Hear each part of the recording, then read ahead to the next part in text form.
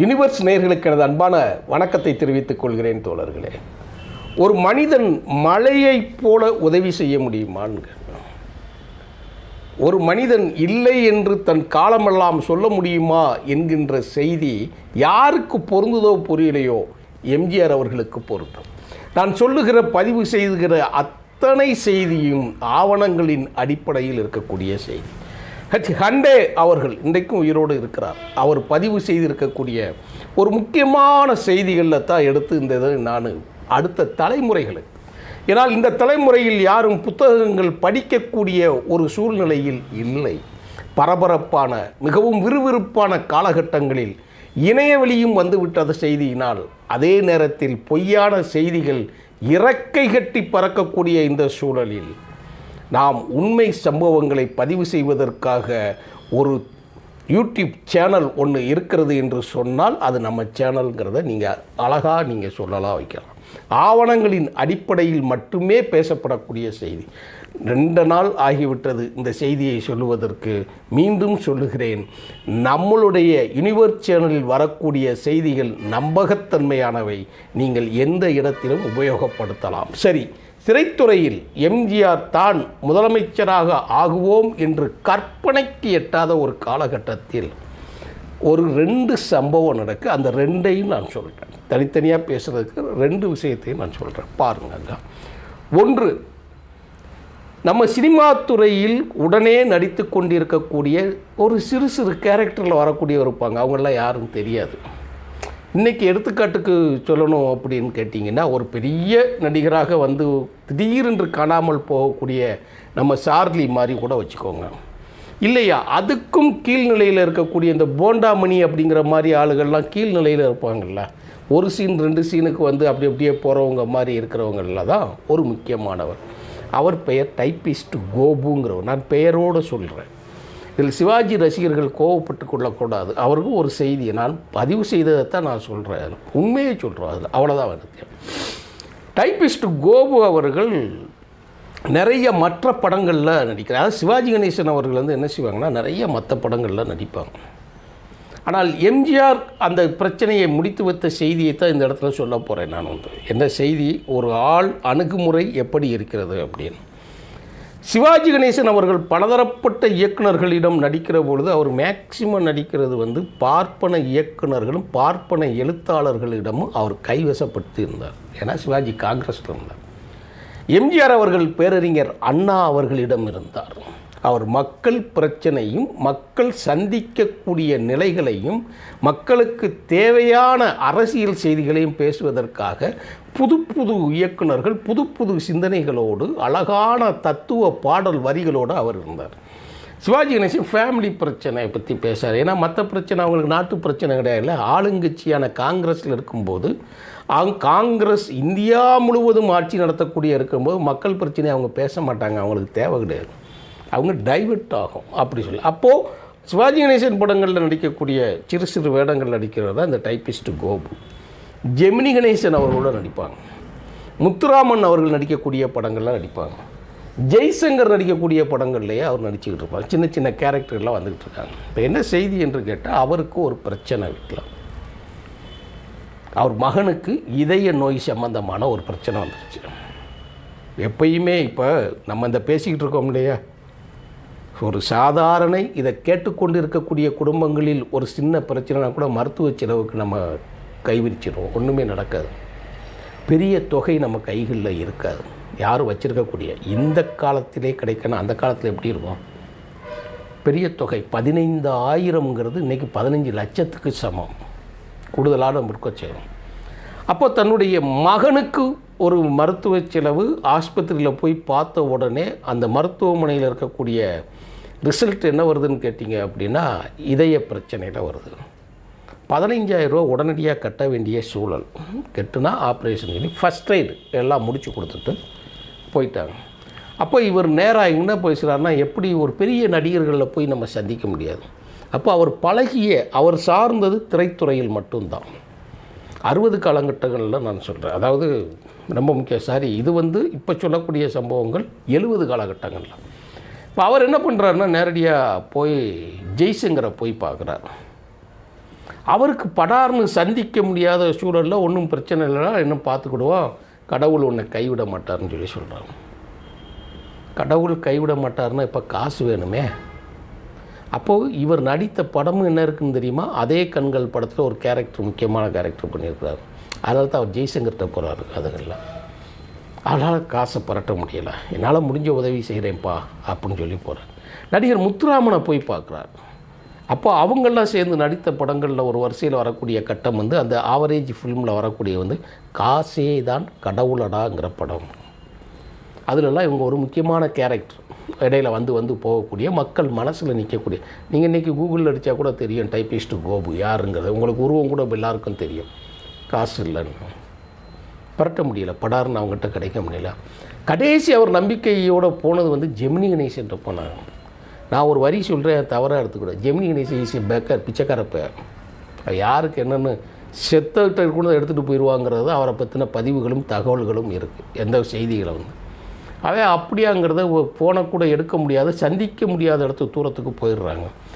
இப்போ தான் பெரிய நம்பி சிவாஜி கணேசன் அவர்களை போய் பார்க்கும்போது சிவாஜி கணேசன் சொன்ன வார்த்தை என்ன தெரியுமா?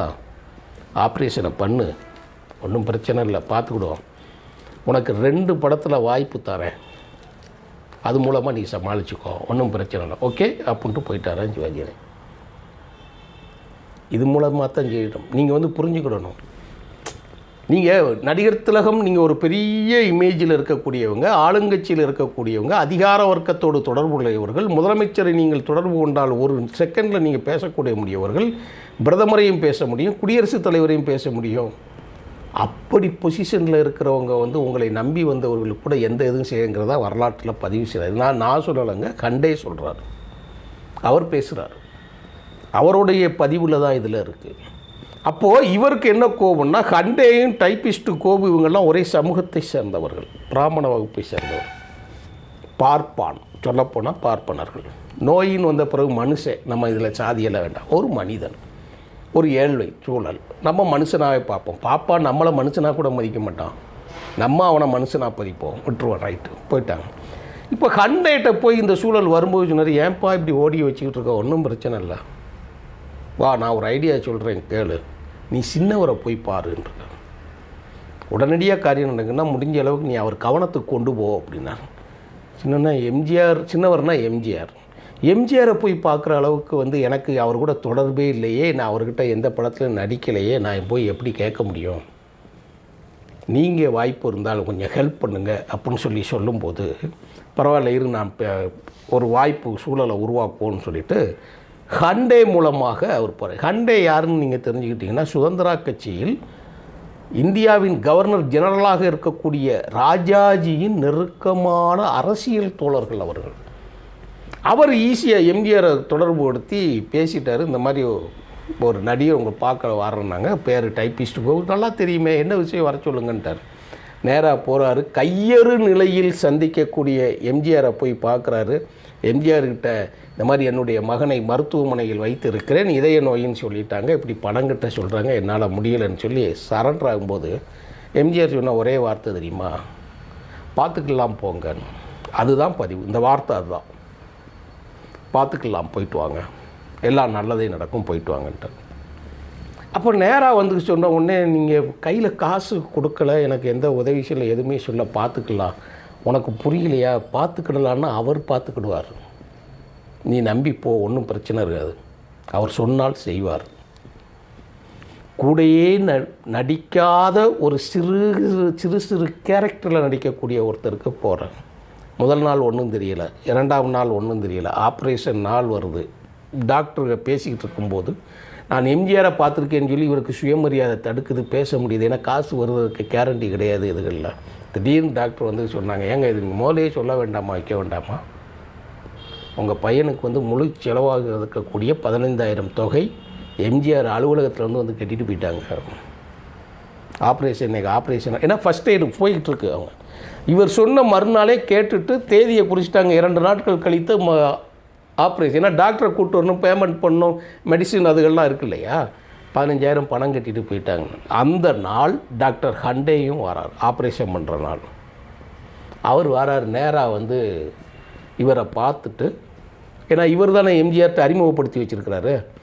பார்த்த உடனே அவர் நேரடியாக வந்து, அண்ணே இங்கே வாங்க, எம்ஜிஆர் எனக்கு தொடர்பு கொண்டாங்க, பேச சொன்னாங்க, உங்கள்கிட்ட வந்து இந்த கவரை கொடுக்க சொன்னாங்க அப்படின்னு சொல்லி சீல் வச்சுருக்கக்கூடிய கவர். இல்லையே அவங்க என்ன இருக்குங்கிறது எனக்கு தெரியாது, ஆனால் கவரை உங்கள்கிட்ட கொடுக்க சொன்னாங்க. ஒட்டி இருக்குதா, பிரிக்கக்கூடாது இல்லையா, பெரியவர்களுடைய அந்த மதிப்பு. இது உள்ளே பார்த்தா 15,000 ரூபா பணம் உள்ளே இருக்குது. இவர் கேட்டது ஆப்ரேஷனுக்கு 15,000.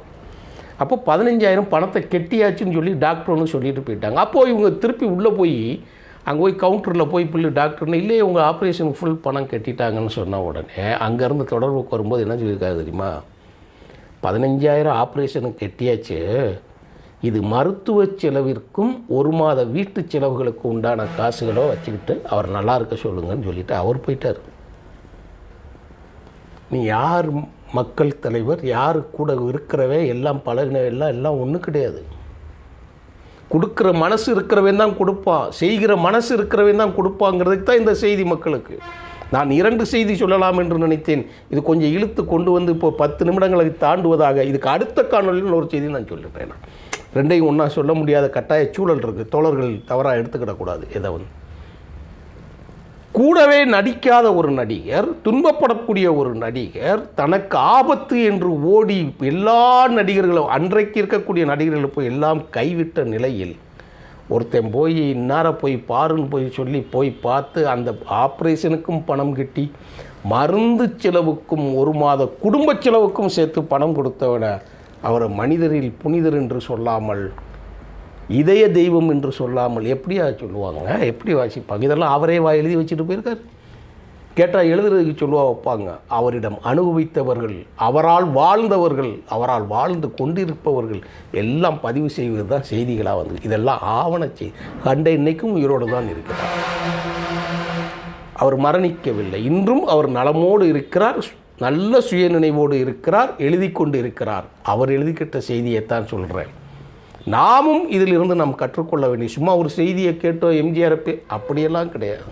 உலகத்தில் ஆக சிறந்த மனிதர்கள், உலகத்தில் மிக உயர்ந்த தலைவர்கள், இவர்களுடைய எல்லோருடைய வாழ்க்கையின் தத்துவத்திலிருந்து நாம் எடுத்துக்கொள்ள வேண்டியது என்னவென்று கேட்டால், நாமும் பிறருக்கு உதவும் மனநிலையை வளர்த்து கொள்ள வேண்டும் என்பதுதான் நமக்கு உண்டான செய்தி.